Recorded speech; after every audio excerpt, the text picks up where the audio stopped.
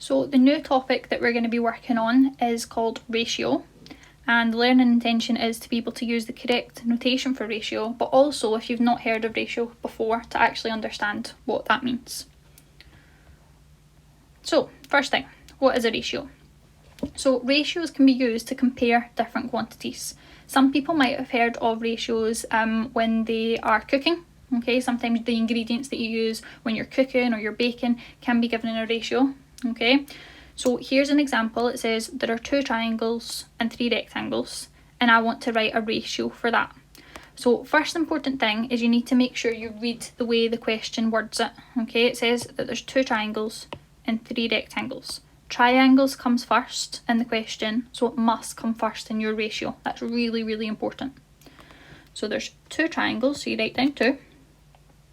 And now the way that we write ratio is actually using a little colon.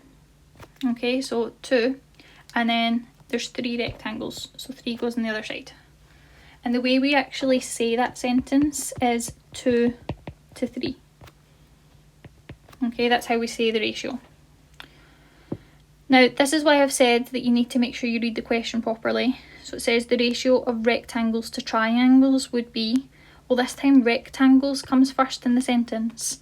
So instead of 2 coming first here, that wouldn't make sense because there's not 2 rectangles, there's 3 rectangles. So 3 has to come first. To write it as a ratio, we write down the little colon, and then rectangles to triangles, so it would be 2 triangles on the outside.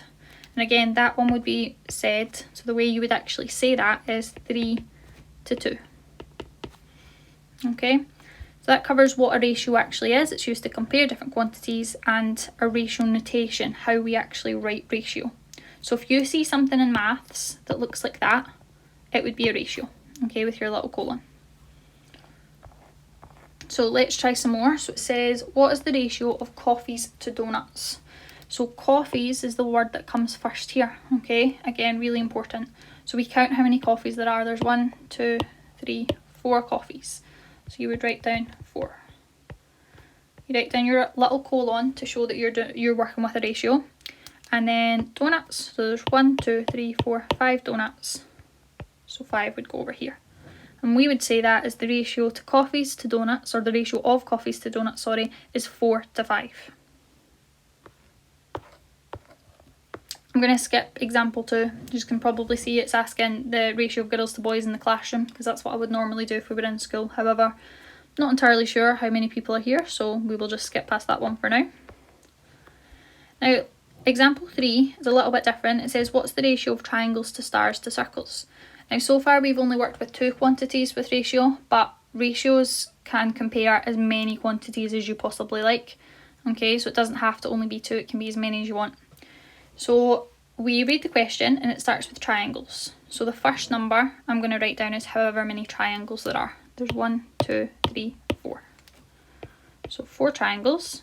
We put our little colon on to show its ratio. Stars comes next. There's 1, 2 stars. Little colon again because I'm comparing 3 quantities this time. Circles comes last. 1, 2, 3 circles. Okay. And that's it. That's all you have to do for ratio at this stage. Okay, so make sure you read the question and you put the numbers in the correct order that the question comes in.